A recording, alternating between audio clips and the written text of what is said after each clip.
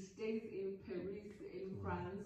And by the way, what's shocking is that he's 58 years of age. He's got enough experience. Look at him. Exactly, that's why we should trust him. Like, I mean, it is ethical since most of the reporting was factual. It was context-based information. I feel like it was ethical, just maybe 10% of it.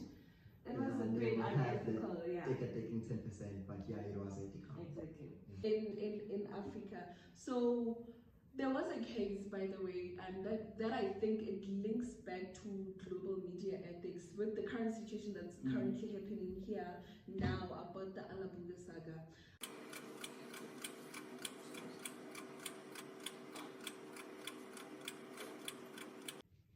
Hi everyone, and welcome to Media 27. Today we're going to be discussing global media ethics in journalism.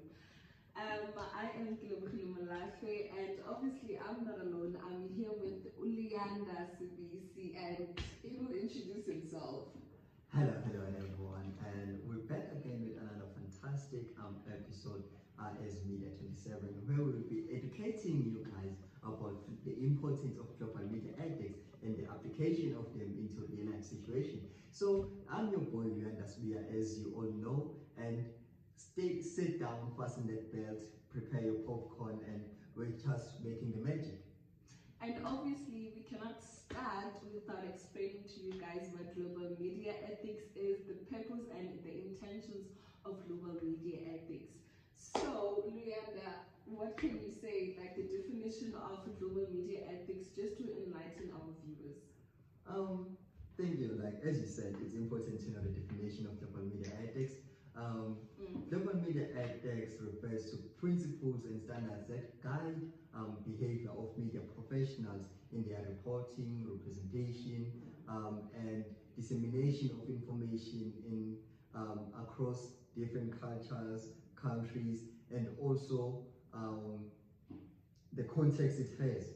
So it mostly emphasizes the importance of accuracy, responsibility, respect, and truth in media practices to ensure a fair and balanced representation of media and all the publications we have. So can you kindly tell us about the purpose of and intention of global media ethics? Okay, thank you, Leanda. So viewers, the purpose of global media ethics is to promote responsible and ethical media practices that respect different cultures, minimizes harms, and ensure accuracy and truth in reporting. The intentions of global media ethics is to include fostering a more balanced and a fair representation of diverse stories, diverse cultures, and promoting media accountability and enhancing trust in the media institutions. So, Luanda, can you please tell the viewers more about the reporter's description, in fact, whatever that they're going to find when they click on that link? Before I give on the reporter's profile or description, I'd like to, so that our viewers will have a clue of what's happening. So there is a video of a reporter from BBC News who was reporting on peacekeeping troops in Africa. So the publication that published this report, this video or broadcast, was BBC News, of which I believe that most people do know who BBC News is, as it is I could say a global media publication. So to go into specifics, the reporter's name is Andrew Harding, who is a white British journalist and author who used to reside in South Africa. Look at that, look at our South Africans shining there. Specifically in South Africa, he resided in Johannesburg. Can you kindly tell us his new location? Because I'm so interested in knowing, because I don't know. I'm sure my viewers also don't know. Okay, so Andrew Harding now, recently, he stays in Paris, in France. And by the way, what's shocking is that he's 58 years of age. He's got enough experience. Look at him. Exactly, that's why we should trust him. Like, I mean, obviously, yeah. So, the impact that Andrew had Laden had on the news organization is that he had influence in understanding the African context. Obviously, he has been working on many stories, has been covering many stories, and reporting on stories that include both conflict occurrences, the local efforts, like we have seen in the video, like the medical assistance, the policing, and the peace initiatives that can lead to a more positive impact. Yeah, I can also attest to that. His positioning in like reporting, it indeed had a positive impact. Looking at how he's presenting from the safety place to medical assistance to the policing to peacekeeping troops. So what I could say they were reporting on is a civil war which was in the Central African Republic, which was between Christians and Muslims militias, where they were having a conflict of not having like the same views, etc. The reporting mostly outlined or focused on conflict-related suffering and external involvement in peacekeeping. So can you kindly tell us just a brief description of, did they use context there or they didn't, if from your view? Okay, so judging by the video, the presenter, Andrew, does provide context of the occurrence of the story that he was reporting on. For example, he justified on the area which he tells us the significance to the story as people go to it and often in search of safety when things go wrong during the conflicts and the war. And in terms of the facts, the reporting was very factual because the report it gave us the visual overview of the situation, because we could see everything that was happening there, and along with the contextual history of what has happened, because they showed us the video where people were being killed before he got there. So in terms of the interviews, do you think the interviewer, who is this? Mr. Andrew. Did you think he did justice in terms of the interview, the people that he interviewed, to gain more accuracy in his storytelling? To answer your question, with the interviews, the reporter did have a few sources. Actually, let me not say a few sources. On camera, he did have one source of which he interviewed to get more insights on what had happened, to enhance his reporting. Because we saw him interviewing this white male figure, of which he asked him what had happened in a venue that he saw Uti was spent, and now he wanted to get more context and more facts, meaning now it's touching back to, was it factual? Now that's proving to us that it was indeed factual, because now he's getting context and facts from someone who was around the area during the time the houses were burned. And now looking at words, visual and images, when the video began, he went to this place whereby we saw its name on the boards. He made sure that the names appears there, like the name of the organization, they appear there, because wording is very important in broadcasting. Now moving to visuals, he kept on consistently showing us locals how they are living after conflicts, during conflicts, and during medical assistance and stuff. Now looking at the imagery was, he also used it in a very good sense to emphasize more on what he's trying to say and what he's trying to present. For instance, he was using images in the house that was burned. He showed us images that depicted what had caused the fire, what might have also made the fire escalate, and how the building was burned. So the images also enhanced it and emphasized more on the message he was trying to portray to people. Now looking at the overall representation of the story in general, I would like to start with allegedly, because I don't want to be cancelled. My view would say, with the overall representation, it revealed African stories in the Western perspective. That that Africa needs a savior narrative. The reporting lacks local views, as I mentioned above, that he only interviewed one person whom I believe is not from the locals who resides in the area. So it mostly reinforces stereotypes that of African as a chaotic and also in need of external rescue, as the way he's depicting it, that there is a need of people to come and save and provide medical assistance, and it's mostly shows that Africans can't provide for themselves, and also can't articulate themselves, as now he's interviewing someone who wasn't part of the conflict.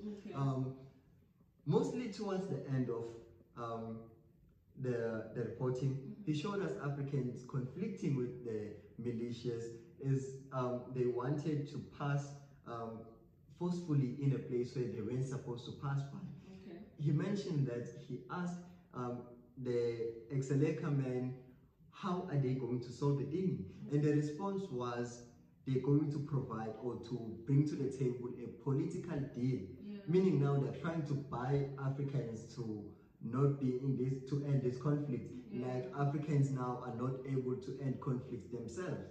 So with that being said, it brings us to the impact the reporter has on African stories. In this case, I could say his impact influences global perception that justifies foreign intervention and aid dependency.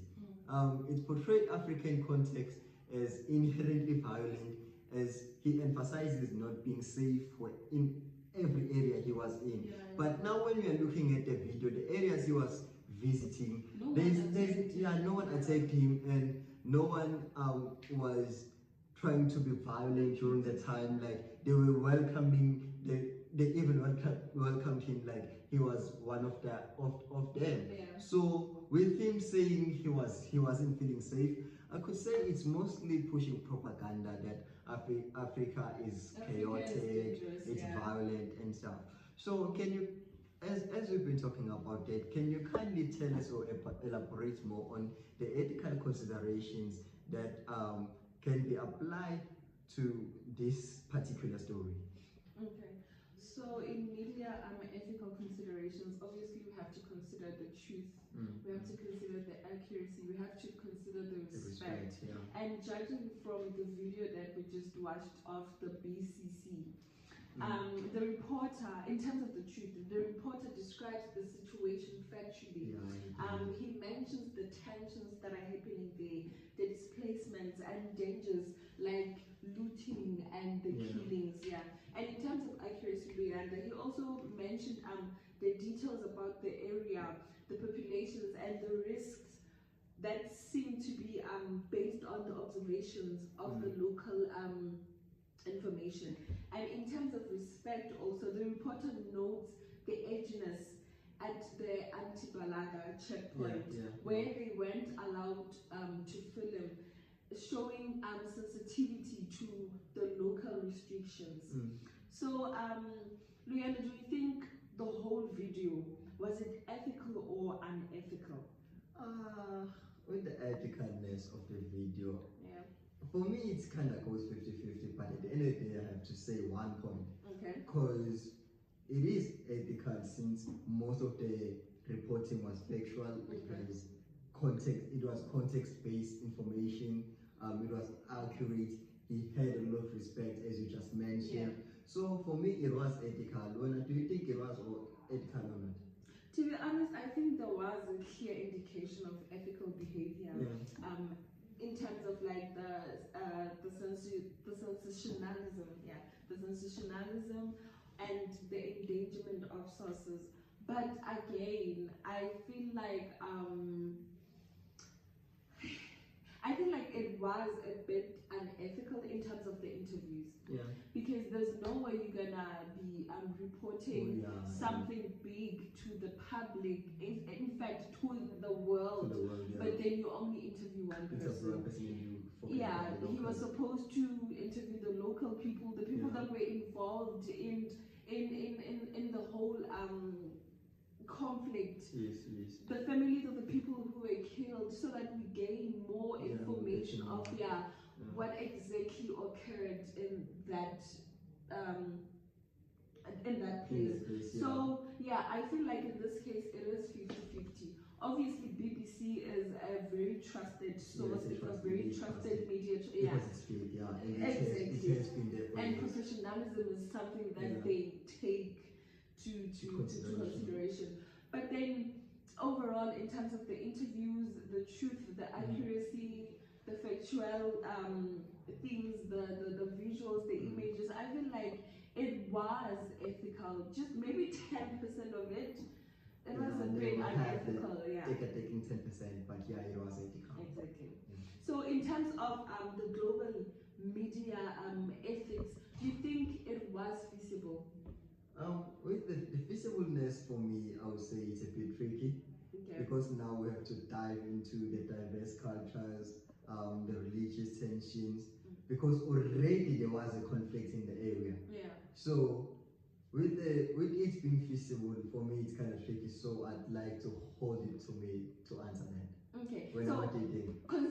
Like in terms of like the considerations, like the respect for local customs, the minimizing of harm, the balancing of truth telling with the safety, they are very crucial. So recommendations would include careful risk assessments, respecting local restrictions, especially on filming, and prioritizing safety of all involved. And viewers, when you click into the link, in order for you to not get confused, let me give you guys the summary of the situation in Bambari. So the town of Bambari, it is actually in the Central African Republic, and it is experiencing a surge in violence, leading to a significant displacement of people. Christians have fled to areas near the French military base, and they were actually seeking for safety. Despite a national ceasefire announcement, violence persists with reports and ambushes and burned villages, as we have seen in the video. The French soldiers, while patrolling the town, lack of numbers of people to protect the countryside, leaving civilians vulnerable. And the impact on the civilians, the humanitarian situation was very dire in the video, with many civilian casualties. And in the video, the hospital has reported 212 injuries and 146 deaths in the past month. Yo, that is definitely a lot, yo. Like the conflict, yo, it killed a lot of people in there. Like I'm saying, the conflict killed. Oh, yeah. And in terms of the impact on civilians, we have seen testimonies from victims that highlighted the brutality of the attacks, with the entire villages being targeted and their families losing their loved ones, Leander. And in everything that happened in the video, we could see the brutality of the soldiers in terms of conflict, especially in Africa. So there was a case, by the way, and that I think it links back to global media ethics with the current situation that's currently happening here now about the Alabuga saga. What more can you say about that situation, linking it to the global media ethics? With that crisis, I could say global media ethics, they did work, but after the crisis, like after the crisis was published, I think in Africa, people should be taught more about global media ethics, like from influencers through people who work in podcasts, etc. Like everyone who is in the media field should be taught about global media ethics to avoid such instances, because now it had a very bad impact to girls in South Africa, because now it's ended up harming them, of which is what the public saw. Like if they had been taught about global media ethics prior to the incident, maybe we would be talking something different. Maybe they've been able to check if the thing was factual, if it had like good intentions. So those, like South Africa was able to make the people accountable, of which the people who were involved with the incident. I think they still need to improve more and like how they teach people about global media ethics, like everyone who is an influencer, more especially the influencers, because social media. Because the African youth look up to those people. They want to live like that. So now, if they are the ones who are leading Africans astray, then we will have a problem. Yeah. So in this case, looking at the future of global media ethics in South Africa, I could say we can give it a space to grow because it's still growing. Yeah. It's still people are still trying to put it there and there because more especially social media is not regulated in South Africa. So we are still, I could say we are still a crawling child. So people should bear with us, and the government should try by all means to push the narrative of learning global media ethics. Yeah. Well, now, what is your take? What do you say about the future of global media ethics in Africa? My only worry is concerning the fact checking. Yeah. Because I believe, like, without, let me say, the whole incident, it led to this chaotic thing because of fact checking. Like they said in their podcast that they didn't check everything because they thought, oh, it's a campaign and it's legit. They didn't even Google anything, but then because of money, I just feel like many social influencers, social media influencers, they need to be taught in the global media ethics, because now we have a serious issue in South Africa. But then I feel like also measures were taken because it was even shown on the news and it made big headlines, meaning that we are going somewhere as South Africa. Yeah, indeed South Africa is improving. But yeah, we've been talking, we've been blabbing since the episode started. So we've come to an end, and we hope you've learned from what we're talking about. So now, don't forget to subscribe, like, and drop a comment of what do you think about the global media ethics in South Africa, so that we will know your view. But from us, that's it for the day, and goodbye. Thank you guys for watching.